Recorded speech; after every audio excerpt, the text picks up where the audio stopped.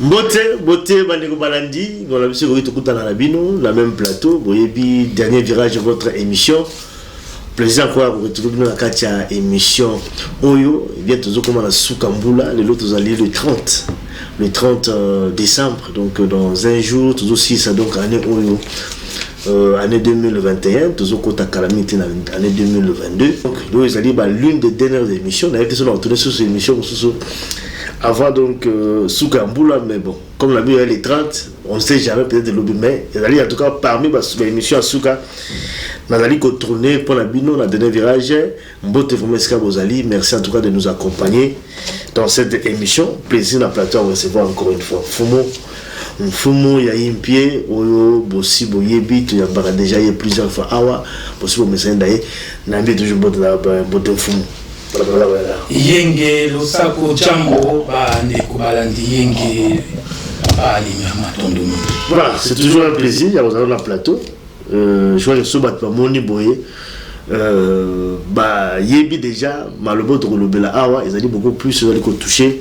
il y a biso moko mabele na biso parce que lobela plus souveraineté en boka na biso lobela ka mabele en boka Congo lobela ka mfumu kimbangu et d'ailleurs je connais quatre émissions le long na mkampe ko aussi c'est un peu nango par rapport donc à mfumu kimbangu puisque ça aussi na bato so ba lobela peu mfumu kimbangu on peut bazali on peut passer là aussi ba émission je veux critique quand même les amours mingi par rapport donc à ma déclaration sur ma belé en Boka Congo parce que yo le beaucoup plus souveraineté à Congo yo talaka frontière oyo ils allaient qui déterminer la période donc la colonisation bon na Berlin ba découpaki par ma belé Afrique yo le belaka Congo souveraineté à Congo ya Boka na biso alors que Fumu Kimbangu ayaki pour la peuple noir donc on les allait en tout cas ba critique yo te pas ba Fumu mususu ya ba déconsu ba le belaka Fumu Kimbangu matondo tokozonga za voilà émission mais place wana na lobby boye mbala et il kaki to ça émission na lobaki na lobelaka sur nation Congo ça ba royaume na ba empire comment parce que ma critique avec mes alliés parce que bon voilà donc ton rappel le voilà dans la souka émission mais tu le quand même actualité en Boka na biso boyebi situation en Boka na biso zali toujours chaotique situation zali vraiment très compliqué boyebi voilà donc souffrance des avacas situation à l'est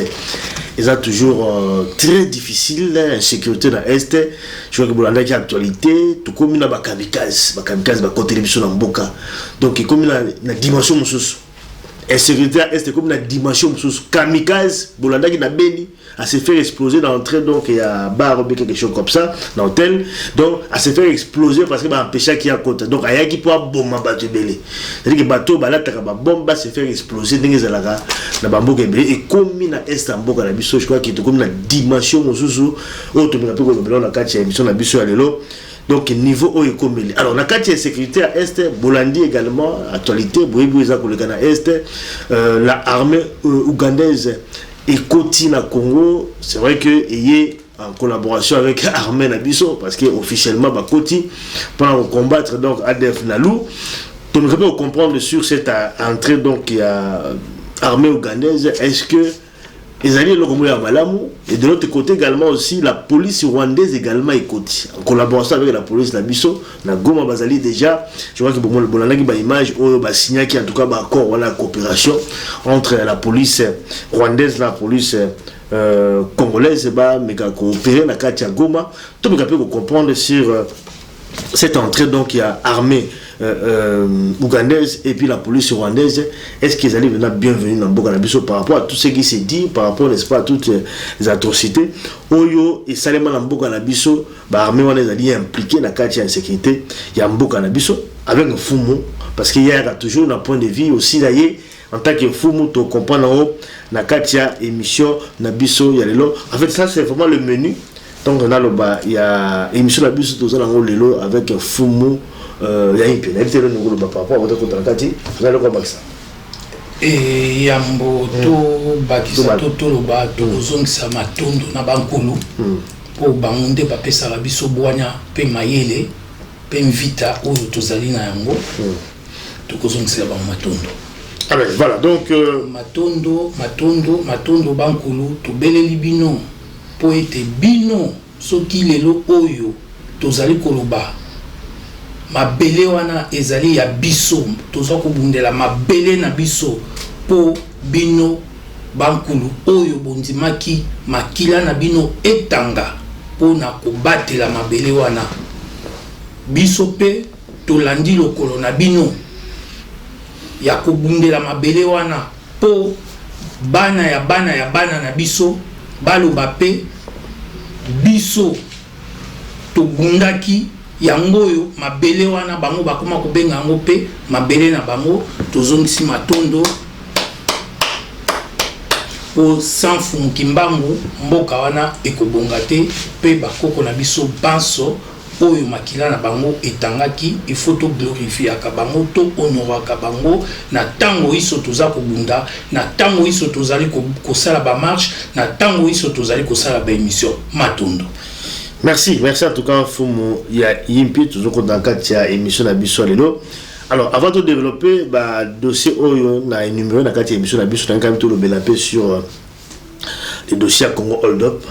Je crois qu'ils allaient par rapport aux qui publiés par les médias internationaux ou publiés qui sur détournement aux alliés qu'au Salemo et Salemi na tukuvo ya mboka na biso. Je crois que la famille Kabila a été impliquée, n'est-ce pas, dans katia disons il y a enquête qui publié Bolanda qui comme hold up comment est-ce que la banque nationale les alliés impliqués à niveau de détournement les médias qui et publié qui en tout cas enquête wana ndenge bon les alliés qu'on a détourné dans boka na biso à partir dont il y a une banque commerciale où les alliés installés dans boka na biso. C'est vrai que bon et bima qui m'a belé le belé m'a belé dossier za belé à kolobela de notre côté tout lundi également la Kinshasa collectif donc il y a ba avocat il y a Kabila on va porter plainte contre collectif donc il y a on va publier va impliquer Kabila na kati donc il y a ces rapports donc d'enquête où ils qui publié ba benga au Congo Hold Up fou ya yimpi par rapport n'est-ce pas ces dossiers où ils qui publié. Est-ce que vous avez la confiance dans les médias internationaux où vous avez publié qui par rapport Tokolo Baboé na Combo ya Banfumu ezaka rappel ya malako oyo ya malako ya bilaka ya mvuluzi Kimbangu alobaki na ba prêtre catholique tango bakende kotala ye na prison ya Lubumbashi kuna na Katanga. Alobaki na bango tokoya tokozwa kimpwanza bakonzi bakoya bakozala ba mindele ndombe c'est-à-dire bakozala mindele bako remplacer bango na absence ya mindele bakoza bango bakozala remplacer pona kosala misala oyo ya mindele ya impérialisme ya colonisation ya conquête ya domination. Mvuluzi Kimbangu alobaki kozwa kimpwanza ya liboso mais bokoya kozwa kimpwanza ya mibale pona kozwa kimpwanza ya mibale tokomonela yango pasi moko ya kosakana te ekozala pasi kimpwanza c'est indépendance voilà. Kimpwanza il faut tolobaka minoko na biso po culture ya mutu bonzambe ya mutu bae barango na kota na ye alors tokoya kozwa mokonzi moko oyo pouvoir na ye ekozala pouvoir ya lion et cause à la pouvoir moko cruel yango yo tomoniye akoumela na pouvoir akolinga kotika pouvoir te akokangama na pouvoir akosala kaka baje atikala wana kasi suka na ye ekozala somo akozala humilié et na malako ya 1944 mvuluzi alobaki bako bimana makolo bako kima force moko ekoya bako kima na force moko ekozala très puissante ya ba makesa na biso ya bankulu na biso ya balongo na biso epai ya oyo akoya wana kozala étranger mboka na biso kokambama na pouvoir ya ba étranger yango tokokamwa te na oyo ezali kokokisama pe na oyo nyonso ezali kosalema tozali komona ete 98% ya malako ya bilaka ya mvuluzi Kimbangu esi ekokisami etikali biso kaka 2% po ete 100% ya malako na ye ekokisama. Tokolonga etumba oyo mabele wana ezali ya biso. Et yano tokoki kolimbola yango wana. Donc je crois na ba rapport wana. Mais papa Limia. Mais makambo nyonso eza komonana ti. Zo oyo ya biso ya mama imo nyama za te. Ba lion ake kosala kingakati. Ake kosala kingakati ba biloko nyonso komi epai, donc aza ko gérer nyonso ba supermarché nyonso biloko nyonso eza na maboko na ye. Tala bolanda procès ya nani ya oyo ezoleka ya Shebeya. Boza komona baza kosambisa kombo nini eza kobima. Pouvoir na ye mutu wana umvuluzi kimbangu yango moni ata tokei politique toyaka kaka na bokoko, toyaka kaka na malako ya mvuluzi kimbangu ndenga lobaki azali na à part procès o ezoleka mutu oyo asali toyebi asali massacre ba crime ya ba fuliro ba nande ba unde ba nyanga ba mbute ba lega ba vira ba chi ba avu ba kano ba tembo ba buyo ba bembe ba depsi ya bundu ya Congo ba depsi ya mukungubila ba guerre oya 6 jours ya Kisangani bango wana basali yango ba massacre ya Makabola, massacre ya Tingi ba fausse commune ya Kimbembe, ya ba fausse commune ya Kasai, ba fausse commune ya Maluku, pe bongo na bongo ba fausse commune ya Kimwenza. Pouvoir ya kotangisa makila alingi kokende te na resu sur la terre. Oh le tout président toko ya no laboya kaka na malapo ya mvuluzi kimbangu ndenga lobaki Kasavubu azalaki wana. Kasavubu Mobutu aye asali coup d'état le 24 novembre 1965. Jeunesse de la révolution. La révolution na wana ba jeune bazalaki ko marcher surtout comme le 24 novembre anniversaire ya coup d'état na ye ozaki komona bana nyonso babotamaki na date wana bakoma ikutu na ba maternité ko porter kombo ya Mobutu. Okomona défilé balati tout ça aiko vandisa recours à l'authenticité. Mobutu a vendu wana titi Tshisekedi a telemi. Opposition. Moninga na ye camarade na ye penza. Basali biso ba G. Tshisekedi en contact avec Afdel. Bango nyonso bavandaki wana basali nini? Babengani Mobutu, basali pe Mobutu coup d'état militaire. Na ba force étrangère.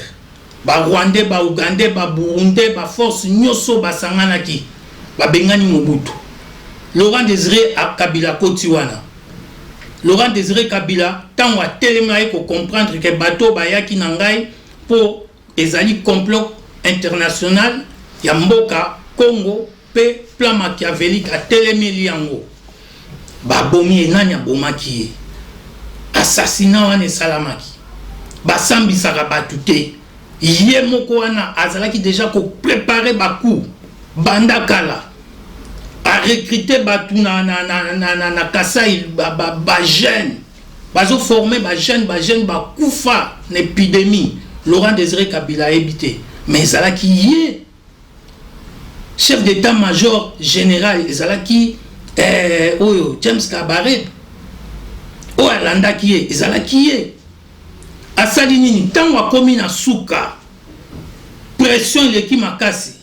abi bon ça va. Tshisekedi lokola kendaka na Rwanda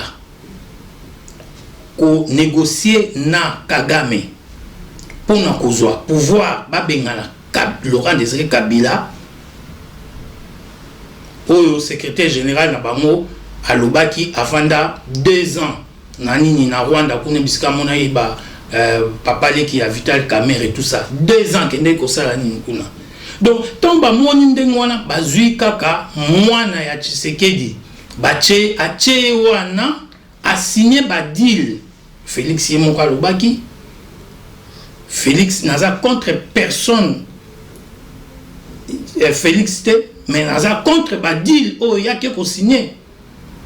pour Félix ba combat na ngai mingi ya catch entre Félix azara ko ya kotala Félix azara kotala ba combat na ngai catch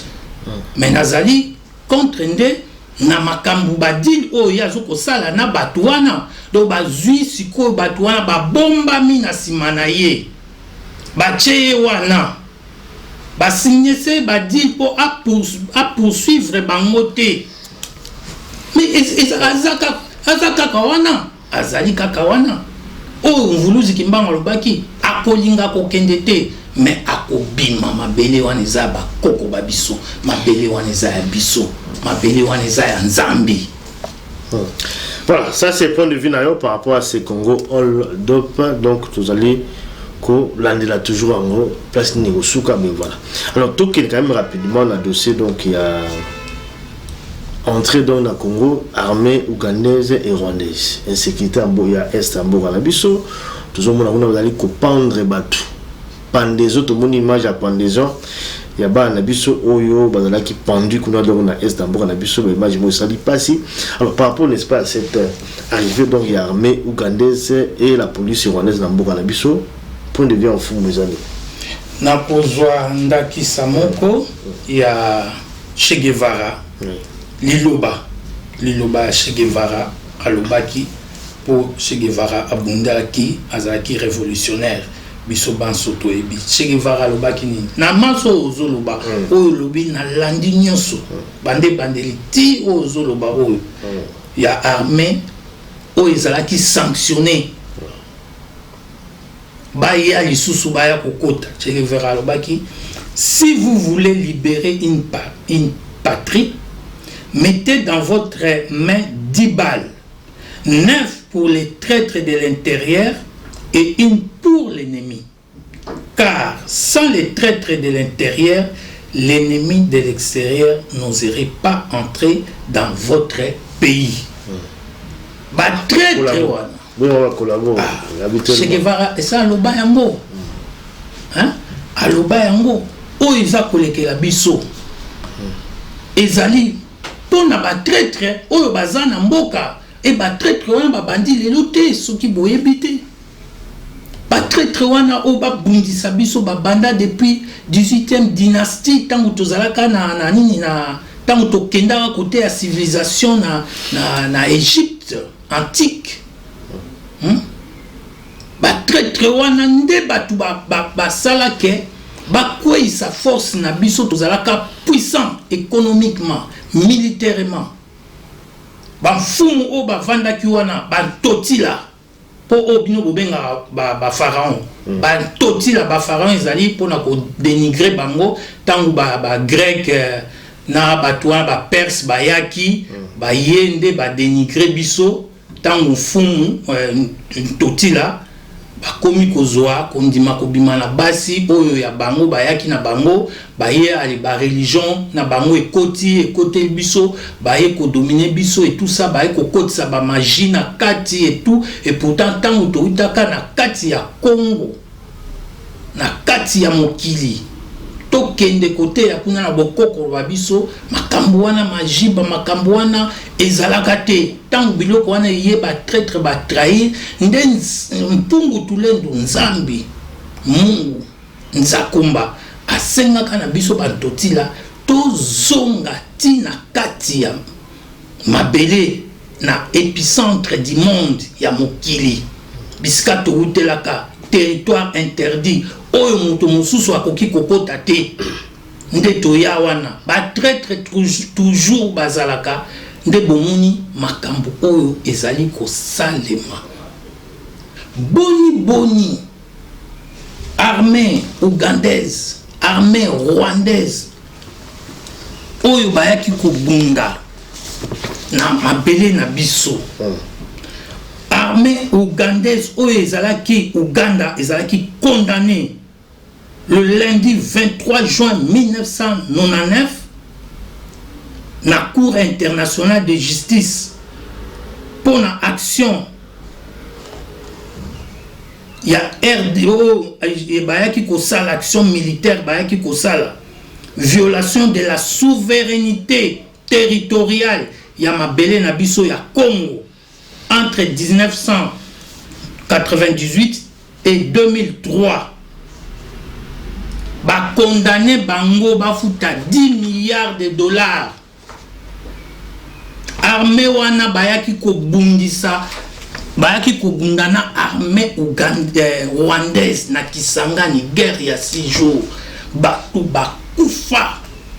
po ba futa mbongo wana Félix Abino to ko traiter yango à l'amiable. Alongoli yango na maboko ya justice donc ba effacer yango eza ba deal basalaki ba effacer yango. Batu oyo basali massacre baye ba occupé mboka na biso basali ba crime de génocide, crime de guerre, crime contre l'humanité, crime économique. Kozwa bana kotuta na maboka bokei bokotisa armée wana sans parlement eyeba. Eza trahison. On a trahison au Tolbaki. Donc, Mundele, impérialiste, basalaka, seconde par seconde, minute, baitidara biso, pe baitidara stratégie, pour maintenir biso na esclavage, na colonisation, na domination, parce que bango baza ba concurrent, bango bayaka pour la conquête. Ndenge bayelaka biso Bible, ndenge bayelaka biso bonzambe na bango ba religion na biso pona ko dominer spiritualité na biso. Do ba côté la biso nde basalaka petit douane avec stratégie seconde par seconde, minute par minute, jour par jour, semaine par semaine, mois par mois, année par année, siècle par siècle. Donc depuis Otokoloba, il y a shit, il y a dynastie na biso na mboko na Égypte antique. Depuis nini oyo il y a conférence ya Congo na Berlin. Ba kati bamboka na biso. Donc bango attendez baye ba kotisi ba Rwandais wana baye ko dominer biso batoto yambaki pas comme nos voisins mais comme nos frères. O bato balobi bato muso bache ba maloba na munoko ya koloba ke bato wana baza bandeko na biso za maloba o bache ba mona munoko mais biso bato ya liboso o to yambaka bango pas comme des voisins mais comme des frères à nous. Batange pana biso babali bavandi bazwi misala bajouer ba poste moko stratégique ya mboka ba belge na 1910 bake kozwa bango pour roi Katanga azalaka roi moko très puissant aboyaka ba belge bazwa biso na colonisation ba belge ba exploiter mabele na biso telemaka aboyaka yango nde ba belge bakenda kozwa batuti na Rwanda ba ekokotisa bamuna Katanga na Omie na Jekamine ba ekokotisa bango na Kasai na Omie ya Bakwanga basusu bake na Kwilungongo na Sikrerie ya Kwilungongo basusu bake kosala na ba chemin de fer Mobutu aya ba imposa ye directeur à cabinet ba imposer ko imposer tondima to vanda na bango mais le même batouana batali babi non il faut bacha ba humilier biso bacha biso à genoux bokende bozwa bango boya ko kotisa bango na mboka na biso sans justice et vérité et salement. Mais quand même ce que baye c'est pour la mission bien déterminée. Hein? Mais une mission bien déterminée. Pour combattre ADF Nalu au Bazaba Ougandais. dans la mboka na biso avant Ugandais bango ba yebi bango bien et ceux qui ba yebi pas silisa ngo mabeza à niveau nini est-ce que zamba liboso ba silisa ngo po batu o binombo obenga wana lelo oyo bango wana ba yaki ya metala ba utu sala ni attentat ba komi ko sala ba attentat ba komi ko pendre bana na biso batu wana binombo obenga ka ba def wana tout ça ezali ba bango ba ennemi intérieur ba généraux ebele oyo bayana afdel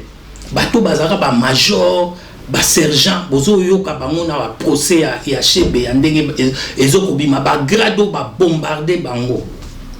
eza banani eza ba nini na bango ba groupe armé na bango ba tchakuna pona ko torturer eza bilaka on voulu kimbango alobaka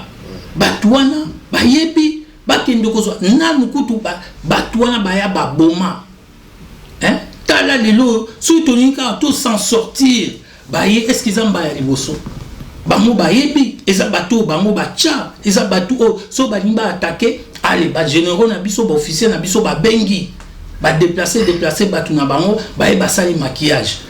oh news tout ezala kaka na ngonga moko boye omona ba bimi si lisusu likambo wana baye kokota pona na nini te baye kokota pona kosala ba opération oyo ya ba kamikaze je m'excuse la kamikaze on n'est pas là-bas on peine la Ouganda bandaki déjà c'est pourquoi on est donc ils allaient mais basi sana no ya bango po bango baya kokotela biso bango bakotela biso na ndenge esengote bango baya bakotela biso ebandi lelo te banda basala basali génocide na Congo batu wana est-ce que allemand ndenge bayaki kokotela bato yawa hein allez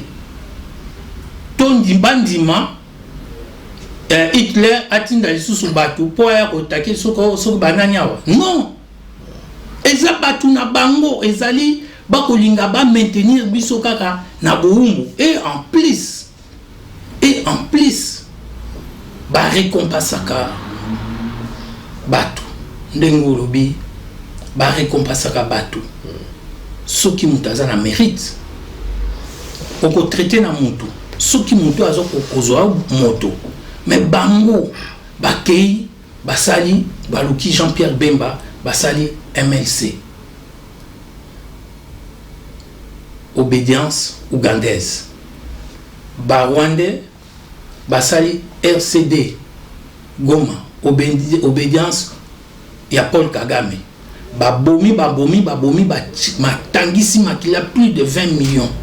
aiboke kaka bozui batuana o te baya batambaya basali nini tambaye ba pendaison bandi ba crime bandi et batuana eloko to beta c'était à makasi place wana lobby batuana tambaya ki nini basalaki ils ont détruit la force armée zaïroise pour bakomisa biso faible pour baibaki que forces armées zaïroises, armées rwandaises et armées ougandaises, burundaises, o bakotaki, nakoloba bien, nini basalaki, ba détruire armée na biso, poto comme faible, ba ndenge ya kosakana na biso, ndenge ya dominer biso, ndenge ya conquérir biso, et peuple a komaki kosala nini, peuple a komaki kolakisa bandaku ya ba militaire, ya ba militaire ya forces armées zaïroises soda Mobutu avant Dakawa bae bakangi babomi soda Mobutu avant Dakawa bae bakangi babomi force so ba memi bango na ka Mobutu babomi bazoboma batu bazoboma na ba palais de marbre wana bazoboma bandeko na biso baninga na biso bazoboma bazui ba o ba kufa kite ba sangisi bango ba memi bango na kitona ba exterminer bango na monde entier mboka moko te kokiko kondima yango bato ba exterminer armée ba détruire po ba ebike tozaki na armée oyo esali ba intervention na monde entier forces armées zaïroises armée na biso esali ba intervention na Burundi tout ça ba intervention na Uganda tout ça ba intervention na Rwanda tout ça ba intervention na Angola tout ça ba intervention en 1975, lors de l'indépendance Angola, tout le monde contre les Portugais, na armée ya OTAN. Biso to bunda. Mais armée bané obé badja le pour Mobutu ça ne faut quand même pas Bolimbisi est déjà affaibli déjà Bolimbisi akasi ba traître de l'intérêt natangi likambo ya Che Guevara lo baki pamba natangi on pamba te bato bazana boanya pe maele ba ko susola likambo yo ba traître de l'intérieur donc batu ba bomi ba ebi to kendaka na Tchad to beta armée libyenne baboto la nord et à Tchad na bande d'Aouzou biso to kenda to beta armée libyenne et Kima Kadhafi albi na Mobutu soki na zaka na armée lokola yo na ngozala na ebitendeli ni na ngozala to kenda na Biafra na Nigeria force supérieure la force aérienne ezalaki banani ezalaki biso alors pour na ba détruire ba faiblir biso nde ba Rwandais wana na ba Ougandais wana na bato baza lelo oyo ba komisi bango officier militaire na mboka na biso ba récompenser bango lelo oyo bomoni ba récompenser ba député na ba jeep ba récompenser ka bato pona nini ba récompenser ka président ba récompenser ba député ba récompenser ba sénateur ba récompenser ba mapinga ba officier militaire ba kambipe ba konzi ya mapinga ndenge biso lelo to komi par terre plus de 20 millions ba ko récompenser bango soki ba silisi etumba oyo soki sécurité prospérité et continue kati ya mboka na biso nde to ko récompenser bango mais peuple azo récompenser batouana na ba élection pourquoi parce que le même batou oyo mindele ba préparer bango ba créer bango pour ba jouer ba rôle na bango na absence na bango baza ko boma biso baza ko kimisa biso mboka na biso et même ba généraux oyo ba yeba bomi ba généraux na biso ba bomi armée na biso oyo ba yaki wana ba komi ba tindi bango na ba front ba récompenser bango na ba jeep pona nini ba récompenser bango pona ba ninyo ba terrorisme oyo ezo salema yango ba pesi ba récompenser bango ba récompenser ba député na ba jeep pona nini po ndenge bandimi ba armée wana kota na mboka na biso. Voilà, donc je crois que là, point de vue, il y a un faux mot par rapport à la sécurité en Bourg. Mais peut-être la question par rapport à l'amour, mais quelle est la solution? Je crois que pour un faux mot, c'est quand même qu'il y a mais là quand même, bon, pas bien que ça va on sauter, mais souvent peut être déjà affaibli. Quelle est la solution pour la Kobi Manakati à la situation de Zana? Et ça dit Karamoko. Ba chaîne au bakanga biso na maboko, bakata bakangango na mutu. Tokata yango to produire ba valeur na biso to bima na ba conquête na système éducatif ya code noir to bima na charte de l'impérialisme to bima na charte de colonisation c'est-à-dire to zongela bokoko bwa biso bokoko ba biso ezali lolenge na biso lolenge oyo tozalela kanango lolenge ya losambo na biso lolenge ya kimpeve na biso ya culture na biso nde tokozongela bakombo na bango tolongola soki okei na Japon koyoka un japonais jamais Jean jamais Pierre jamais Simon eza balien wana ifo tokata yango toteyaka butu moi toyeba ba valeur ya ba village na biso eza ba héritage na biso lelo o soki papa akufi soki papa atiki lopango na Kishasa tala nde bana ba welela ngo kutu na bakundi papa te na bakundi mama te bana misuso ba witi kuna ba noko ba ye batata mwasi batata leki ba ye bateka kaka lopango bazo welela ponini ba muni yango na valeur mais siko ba mapangu oyo ba koko na biso batikela biso na ba village na biso na ba mboka na biso kuna poni tokende kowelela yango te pona nini biso ba oyo tozali kobundela mabele ya bakoko ba biso bakoko ba biso oyo batangisaka makila na bango bayayaki pamvita baza ebele toza kobelela ba mwata yanvu toza kobelela ba kiamvu toza kobelela ba mwamba kongolo toza kobelela ba ilunga mbidi toza kobelela ba mfumu na biso ba mfumu ya ba mfumu toza kobelela dansial toza kobelela milimo ya bakoko na biso ebatela mboka na biso me bango balingi eloko wana te ale ndenge kaka bas stratégie na bango basalaka ba multiplier siko ba église mais ba japonais baboyaka biloko wana ba trouva solution ba chinois baboyaka biloko wana ba trouva solution hein bamboka ebele ba indien baboyaka biloko wana lelo bokende ko se faire soigner na Inde informatique lelo oyo technologie boza ko apprendre yango kuna mais biso boumbu wana système wana nde eza koboma biso mais ndengo lobi tolobi boye tokolonga pe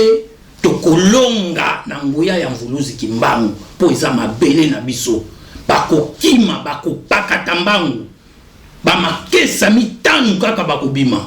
oyo ya 4 janvier ezalaki misato mais ya oyo ya tour oyo bakobima 5 tangu pe bakoko na biso batata na biso bazali koloba avant le 4 janvier 1959 batu bazali koyoka bango te ndenge pe biso tozali koloba bo mais le 4 janvier 59 tangu esalamaki mvuluzi kimbangu atelemaki bamakesa misato batelemaki oyo babeti mutu masasi kesa che basoda mikuse wana ache loboko abimisi masasi abwaki ayebisi okende histoire moko très riche ya kotangisa na bana na biso toyebaka yango te eza pe ndenge lelo oyo biso baoyo tobimi lelo olobi lelo mokoni nous sommes le 30 décembre 1921 mokolo ya lobi tokomi mokolo ya suka ya mvula tobimi tolobi yango oyo ekosalema bokamwa te po biso toza 100% kokroire na yango na malako ya mvuluzi kimbangu ekokokisama ingeta. Merci Fumu ya yimpied encore le mama Fumu kimbangu pour aussi quand même la dossier on va dire l'introduction awa on le belanga Fumu kimbangu ils ont aussi la balade sur le belanga Fumu kimbangu mais bon on a dit quand même qu'on critiquer yo parce que yo allez toujours revenir na ba frontière aux allez qui délimiter katamaki par Mindele. Tant on le belanga souveraineté en Boka na biso autant là toujours ba belé à biso ya Congo ba belé en Boka na biso alors que Fumu kimbangu ayaki pour la balle noire nyoso par rapport n'est-ce pas ba critique wana ya ba ndeko na yo msusu o ba le belanga Fumu kimbangu yo le belanga Fumu kimbangu réponse de groupe ça va on peut enregistrer cette émission na ko ba boye Fumu ata baza ofinga ye na landa kyango Fumu azomisaka te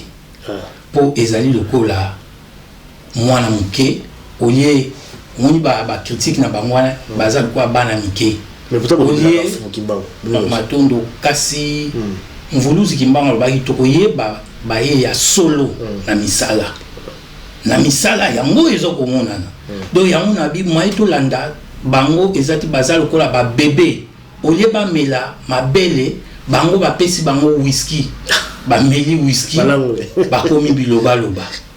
et pas na biso balobaka mutu ya liboma alongoli bilamba akomi kofinga yo kokolongola bilamba pete olanda ye okoma kofinga ye okoma kobeta ye po bino mibale bokoma bato maboma et surtout mfumu yo za normal yo ozali mobateli sinzili ya mabele pe ya bato omoni makambo wana ezali ezolakisa sikoyo nani oyo oyo mvuluzi kimba nani oyo mvuluzi kimbango alobaki baza yanga te tokoyeba bango na misala na bango pamba te ata na ndenge tozalaka na Congo nde toza wana Zaire mais village na village ezalite libota na libota déjà mfuma banda nango na papa na kati ya ndako oza mokonzi ya ndako na yo soki leki na yo oyo bobotami papa moko mama moko bovandi lopango moko ya papa ye ndako neza wana yo ya yo ndako ezali awa ye alongwe kuna aye abomi bana na yo azwi bana na yo atuti bango na eboka azwi mwasi na yo aviole ye abengi bana na ye baviole mwasi na yo to bana na ye baviole yo na misu ya bana na yo na misu ya mwasi na yo bazwi bana na yo baviole ndeko na yo to yaya na yo to leki na yo to mwana kasi na yo bovandi to lobaka libota na bovandi lopango moko yo ko défendre bana na yo te olobaki non papa tikelaki biso lopango oyo ndako oyo eza ya bino boye bokoti boyibi bobomi bozwi bana na nga bopandre bango na singa boza bandeko na nga nakobungisa bino te nakolobela eloko moko te mais oza bolole oza papa ya bolole même na misu ya papa na bino atikelaki bino lopango wana même na misu ya bamama même na misu ya bankulu na bino oyo bakenda bakomona yo bolole même bavoisin ya quartier bakomona yo bolole ya ndenge nini leki na ye to yaya na ye azosala libota na ye bongo azwi bana tye bango na singa pendre bango ya bitete lopango eza ya biso naza na problème na bino te mais bon tokolanda te eza maloba oyo batye bango na monoko batye bango kasi na Kagame te batuti batye bango batuti batye biso to défendaka mabele tolobaka tant tolobaka nation Congo ezalani nzambi oyo bobengi zambi eza nation Congo oyo ya biso eza nde bakabola biloko wana ntango bakabolaki Rwanda Rundi ezalaka ya balma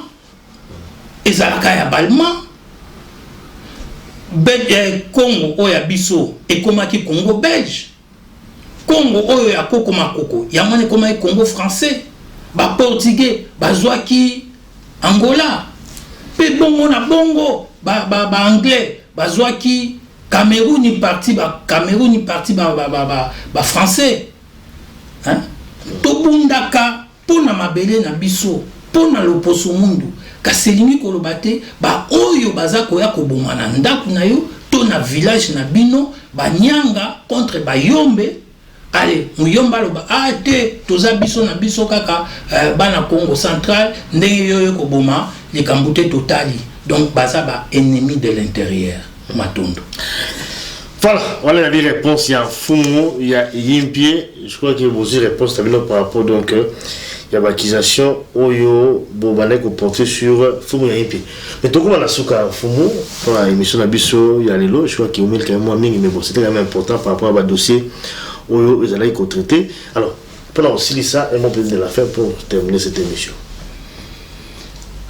Maluba to lobby na mfula oyo mobimba to sali vraiment ba émission ba thème ebele na papa limia to teibino maluba o to teibino ezali maluba ya bankulu na biso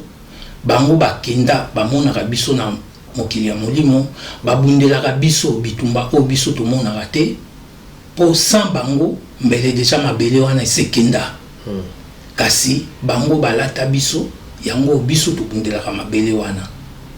tokolonga na mabele wana toyeba otuna ngai ndenge batu baza kokufa na somo na bobangi topesaki eyano ete tozongela kotambola na baracine na biso toza kokufa po tozangi protection ya bankulu na biso ya baye ya biso ba mabala na biso za ko umela te pona nini po mabala na biso ezangi protection ya ba valeur na biso ya bankulu na biso ba bate la biso to bungi nzela to komi bana babunga nzela lelo oyo ba valeur ya mama to baki to bate la ba mama po Congo kozala libéré na ba mama avec un petit groupe ya mibali o baza conscient na kibokoko bwa biso o baibi bokoko bwa biso oyo baibi bakoko babiso bazali bakoko bazali makila o etambola ka biso ya monde to bengi bakoko babiso po biso to kokende bana pe ba obenga biso bakoko babiso poni poto kotika makila nde toyeba tala to batela ba mama to bima na distraction tala kaka tango totika ena 2% o poto silisa itumba ba distraction ekomi lelo o émission oyo combien bakolanda yango nzoka ndeza mateya oyo bankulu ya libota na libota ya mwana nyonso ya Kongo bazoloba na kati na maloba na biso bato bako préférer ko sambwisa bolungu ya ba mama lelo oyo soko ke soko titre ya émission Peniel okomona ndenge bato bakotala or bango moko bakokombattre baolela nini barwande ndenge bakovioler bamama bakosa na yo mutu ozwi olie oprotege ndeko na yo na aza ndeko na nga naza mfumu aza mwana na ngai nakolinga jamais mwana na nga asali eloko ya bongo ale yo na kati ya lopango yo mwana noko ozwa yango obimisa yango obanda kosakana na valeur ya mama Kongo ata mama Kongo ayimiyebite po amiyebite pourquoi parce que ayebite que christianisme baela biso eza conquête alingi bokoko wa biso te et pourtant tozote ya bokoko wa biso na bokoko wa biso eloko wana tokobimisa ngote na bokoko wa biso eloko wana tokobomba yango poto protéger mama Kongo poto protéger mama ndenge tozali ko condamner ba musiciens